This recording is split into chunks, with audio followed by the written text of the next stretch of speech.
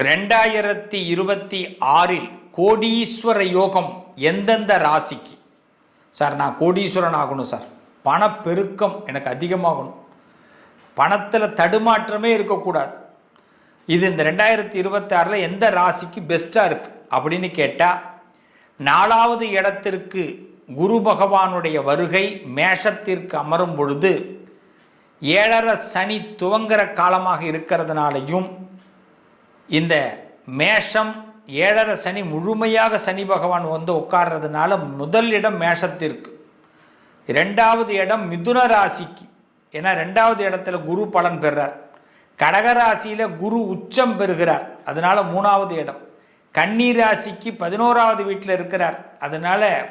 கன்னி ராசி, விருச்சக ராசிக்கு 9வது வீடு,